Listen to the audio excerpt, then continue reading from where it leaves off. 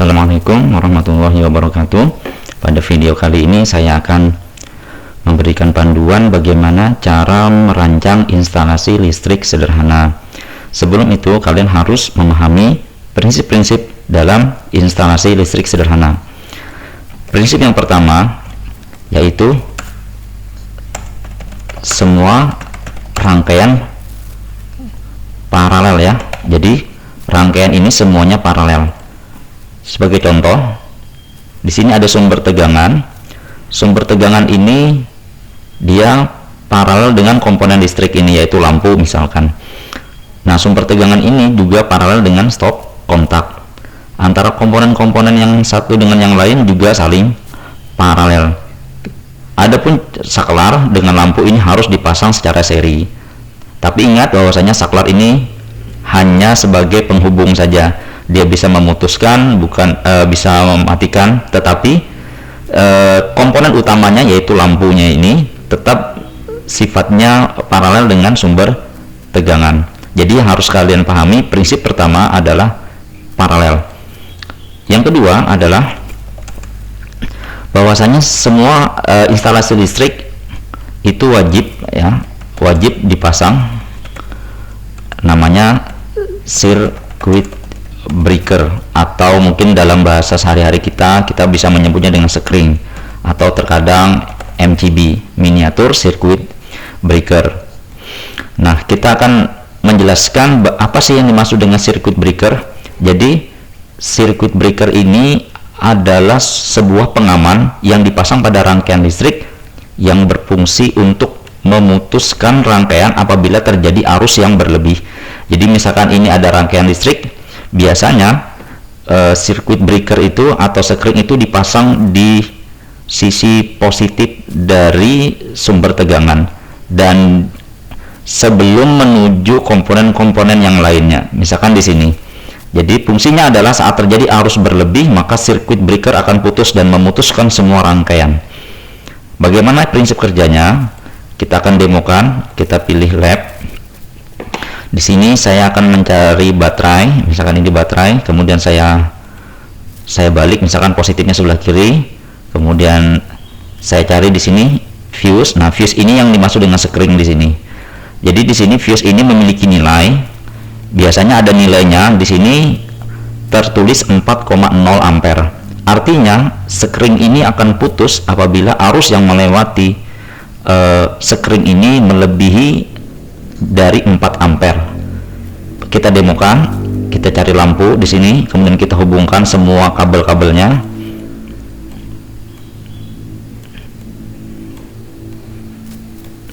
Baik, semuanya terhubung. Nah, di sini sekring masih berfungsi karena arus yang melewati sekring itu masih di bawah 4 ampere. Contoh di sini 0,9 ampere. Bagaimana kalau arusnya kita perbesar? Untuk memperbesar arus, kita bisa memperbesar tegangan. Baik, kita akan perbesar arusnya secara perlahan. Di sini 3,6, 3,7, 3,8. Ya, 4 dia putus. Kita akan reply lagi. Kita akan hidupkan lagi sekringnya. Kita sambung ulang. Di sini 3,6.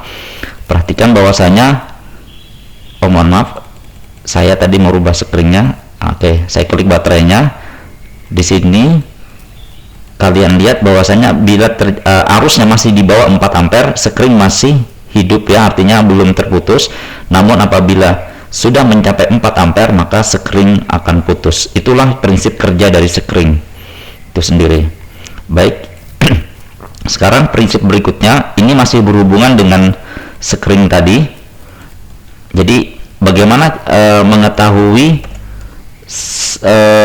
besarnya arus yang ada pada circuit breaker itu? Maka ini yang akan kita bahas pada prinsip nomor 3, yaitu jumlah total daya pada beban itu haruslah jika hidup bersamaan ya, atau jika nyala bersamaan, itu harus kurang dari daya pada sumber. Maksudnya apa? Misalkan kita memiliki daya pada sumber misalkan 900 watt. Kemudian daya ini dipergunakan untuk beberapa komponen listrik, misalkan AC katakanlah 650 watt, kemudian mesin cuci misalkan 300 watt misalkan. Nah, apabila AC dan mesin cuci ini hidup bersamaan, maka totalnya adalah 950, dan ini melebihi daripada daya pada sumber. Karena melebihi, ini tidak diperbolehkan. Hal ini akan mengakibatkan sirkuit breaker akan putus.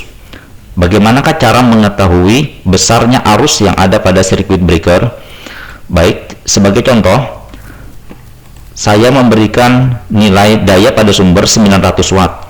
Umumnya listrik rumah tangga itu besaran tegangannya adalah 220 volt. Sesuai dengan rumus tegangan dan daya, P sama dengan V kali I. Sehingga I sama dengan P per V, atau kita hitung sama dengan 900 dibagi 220 akan menghasilkan 4,09 ampere, atau kita bulatkan saja menjadi 4 ampere. Jadi jika kita menggunakan daya 900, maka besarnya arus pada sirkuit breaker adalah 4 ampere. Jika kita menggunakan misalkan 1300, di sini misalkan 1300 kita perbesar, maka di sini akan berubah menjadi lebih besar juga, yaitu sekitar 5,9 dibulatkan menjadi 6. Kalau di sini 2200, maka di sini 10 ampere. Itulah penjelasan mengapa besarnya sirkuit arus pada sirkuit breaker tergantung pada besarnya daya pada sumber. Baik, sekarang kita akan menggunakan besar sirkuit breaker 4 ampere dengan menggunakan besar daya 900 watt. Sekarang kita akan mencoba merangkai rangkaian instalasi listrik sederhana. Kita akan mencari rumah kecil, misalkan rumah tipe 21. Saya cari di Google gambar, ketemu seperti ini, kemudian saya perbesar. Perhatikan gambar ini. Di sini ada beberapa bagian ruangan, ruang tidur, ada ruang tamu, ada kamar mandi. Adapun dapur dan teras kita abaikan sementara. Jadi kita hanya fokus kepada 3 ruangan ini saja: ruang tidur, ruang tamu, dan kamar mandi. Saya akan memasang masing-masing ruangan 1 buah lampu dan saklar. Kemudian pada ruang tidur saya akan memasang 1 buah stop kontak, dan pada ruang tamu saya akan memasang 1 buah stop kontak. Sehingga apabila kita rincikan, kita akan rincikan di sini kita memiliki 1 lampu plus saklar pada ruang kamar tidur ya, misalkan KT, kita singkat KT. Kemudian ada 1 lampu plus saklar pada ruang tamu, kemudian 1 lampu plus saklar di WC misalkan, kemudian stop kontak di kamar tidur, kemudian stop kontak di ruang tamu. Baik, kita memiliki 5 komponen yang akan kita rancang untuk membuat instalasi listrik pada rumah tipe 21. Kembali ke pad. Umumnya listrik rumah tangga menggunakan listrik 220 volt arus bolak-balik. Namun pada contoh ini kita akan menggunakan baterai sebagai arus searah, namun tegangannya akan kita samakan sebesar 220 volt, sehingga kita akan memperoleh daya 900 watt dari sekring yang kita atur sebesar 4 ampere. Saya akan menggunakan 2 baterai karena 1 baterai maksimal hanya sampai 120 volt. Oleh karena itu saya akan perkecil masing-masing baterai sebesar 110 volt, sehingga bila di seri akan menghasilkan total tegangan 220 volt. Kemudian masing-masing baterai saya balik ke arah kiri positifnya seperti ini. Lalu saya menggunakan sekring sebesar 4 ampere karena saya menggunakan daya 900 watt. Baik, kita akan menggunakan lampu pada kamar tidur, kemudian ruang tamu, dan WC. Masing-masing lampu kita lengkapi dengan saklar. Seperti ini, misalkan ini, kemudian kita lengkapi dengan saklar. Ini juga saklar, kemudian di WC juga ada satu saklar. Untuk stop kontak, kita hanya menggunakan kabel yang terbuka. Baik, pelan-pelan kita akan rancang instalasi listriknya, dimulai dari arah positif baterai menuju screen seperti ini. Kemudian jalur positif pertama keluar dari screen seperti ini, kita tandai. Kemudian ini adalah jalur negatif dari baterai. Baik, kemudian kita akan menuju ke paling dekat, yaitu ruang tidur. Kita akan rancang seperti ini. Jadi ini adalah negatif yang akan menuju ruang tidur ya, kamar tidur. Kemudian ini adalah positif. Usahakan positif itu selalu menuju ke saklar. Mengapa? Apabila terjadi kerusakan pada lampu dan saklar kita putus, maka pada bagian lampu ini tidak akan adanya tegangan positif. Sehingga paling ideal adalah kita memasang tegangan positif itu pada saklar terlebih dahulu. Hubungkan saklar ke bagian lampu, misalkan seperti ini. Kemudian negatifnya kita arahkan ke sisi yang lain daripada lampu. Kemudian kita akan melanjutkan pada ruang tamu. Jadi kita perpanjang sistem ini seperti ini. Ini tidak terlalu terlihat ya, oke, seperti ini. Kemudian baik, ini adalah sisi positif. Kemudian saya akan sambungkan ke saklar, yang saklar ini akan menghubungkan ke lampu ruang tamu. Kemudian ini adalah sisi negatif dan kita akan hubungkan ke kabel negatif. Kemudian saya akan sambung perpanjang lagi untuk WC, misalkan seperti ini perpanjangannya. Baik, kita hubungkan negatifnya ke sisi bagian lampu ini, kemudian kita hubungkan positifnya ke saklar, dan kita hubungkan saklar ke lampu seperti ini. Kemudian kita lengkapi rangkaian ini dengan stop kontak. Stop kontak pertama berada di ruang tidur, maka kita ambil positifnya di sini. Misalkan saya ngambil positifnya, perhatikan di sini. Kemudian saya mengambil negatifnya, misalkan dari sini. Perhatikan. Oke, di sini sudah terbentuk stop kontak positif dan negatif. Kemudian terakhir yaitu stop kontak untuk ruang tamu. Kita mengambil positifnya, misalkan dari saklar ini sudah ada positif. Ingat, jangan mengambil setelah saklar, tapi ambil sebelum saklar supaya tidak mengganggu jalur distribusi lampu. Kemudian kita ambil negatifnya, ini adalah jalur negatif ya. Kemudian kita hubungkan, ini namanya sudah jadi stop kontak untuk ruang tamu. Baik, kita belum mengetes apakah rangkaian ini akan hidup, tapi pada prinsipnya seperti inilah kurang lebih rangkaian instalasi listrik sederhana untuk rumah tangga, rumah tipe 21. Sekarang kita akan coba hidupkan dengan cara memasang saklarnya ini. Kita tutup saklarnya. Apa yang akan terjadi? Ya, ternyata sekring putus. Mengapa sekring putus? Hal itu disebabkan karena arus yang melewati sekring itu lebih besar daripada 4 ampere, dan kita tidak mengetahui besarnya daya pada masing-masing lampu. Jangan-jangan masing-masing lampu ini memiliki daya yang besar sehingga menghasilkan arus yang besar dan tidak mampu dibebani oleh sekring. Kita akan simulasikan menghitung daya masing-masing lampu. Oke, sesuai dengan rumus daya P sama dengan V kali I. Bila kita masukkan unsur R, maka P sama dengan V dikali I nya kita substitusi menjadi V kali R, V di mana I adalah V per R, maka kita substitusi menjadi V kuadrat per R seperti ini. Maka jika kita mencari R, maka R sama dengan V kuadrat dibagi P.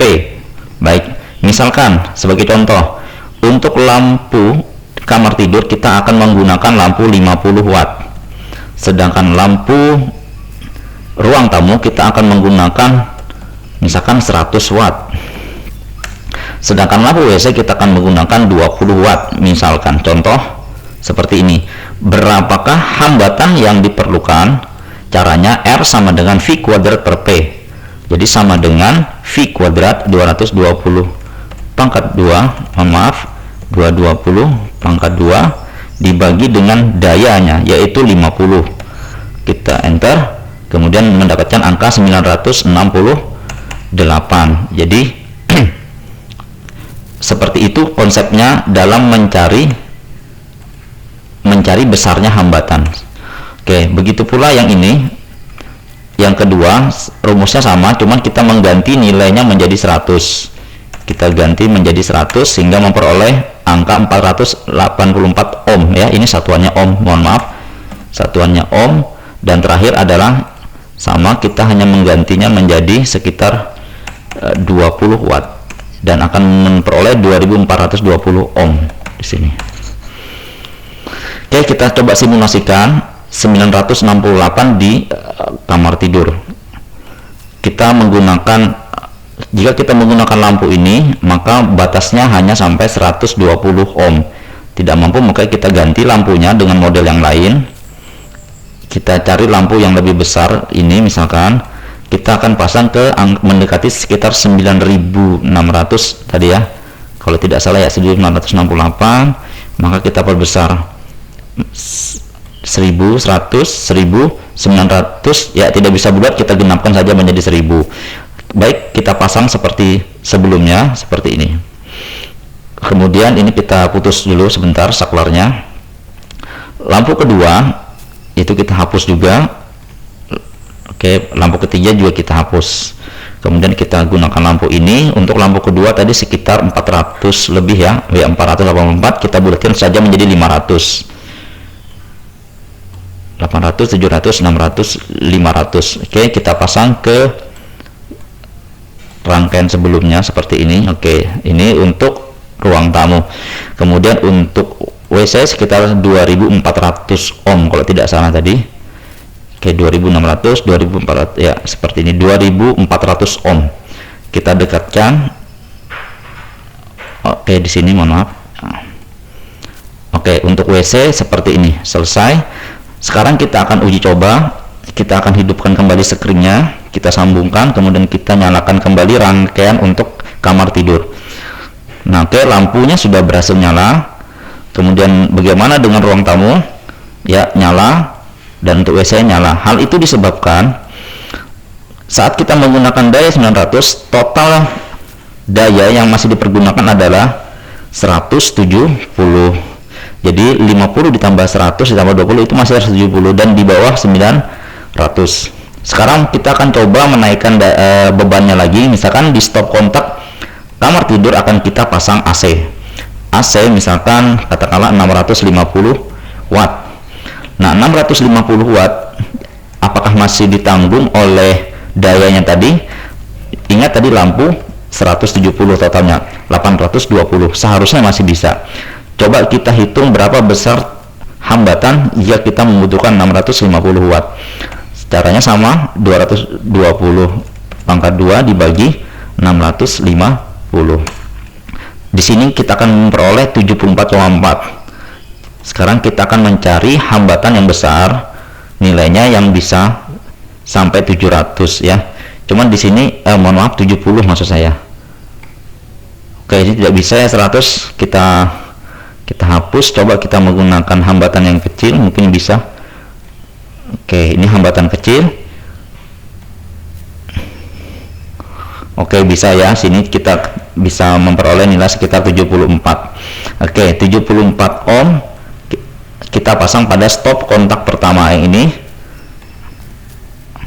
Oke, apa yang akan terjadi? Ya, arus masih mengalir, itu pertanda masih berfungsi, artinya masih ditanggung oleh screen ini. Lalu bagaimana jika kita menambah lagi? Sekarang kita akan menambahkan di stop kontak ini misalkan kulkas. Kita menambahkan kulkas katakanlah 300 misalkan kulkas 150 watt. Maka kita hitung berapa besar hambatannya. Ya, caranya sama 220 pangkat 2 dibagi 150, diperoleh nilai 322 ohm. Katakanlah ini sekitar 300 ohm ya. Baik, kita akan menggunakan daya hambatan yang besar seperti ini, kemudian kita set ke angka 300. Oke, kita akan pasang ke stop kontak. Apa yang akan terjadi? Ya, sekring putus. Hal ini disebabkan karena jumlah daya ini 820 dengan AC dan lampu sudah 820. Apabila kita tambah lagi dengan 150, maka ini sudah melebihi dari 900. Solusinya ada dua. Yang pertama adalah memperbesar dari circuit breaker, arus dari circuit breaker, atau yang kedua adalah misalkan memutus AC, tidak menyalakan AC, baru kulkas ini bisa hidup. Baik, sebagai contoh kita akan demonstrasikan. Ya, di sini jalur kulkas masih bisa hidup karena kita memutus jalur AC. Atau kita mematikan lampu semuanya, beberapa lampu kita matikan dengan cara memutus dari saklarnya. Hal ini akan mengurangi beban juga yang mengalir pada sekring. Nah, kita bisa ukur arusnya 0,73 ampere. Kalau kita hidupkan satu lampu, maka arusnya akan meningkat. Jika kita tambah lagi lampu, maka arusnya akan bertambah, dan begitu seterusnya, arus akan bertambah. Jika kita putus, maka arus berkurang. Ya, seperti inilah prinsip kerja dari rangkaian listrik sederhana. Baik, saya rasa cukup untuk video kali ini. Semoga bermanfaat untuk kalian.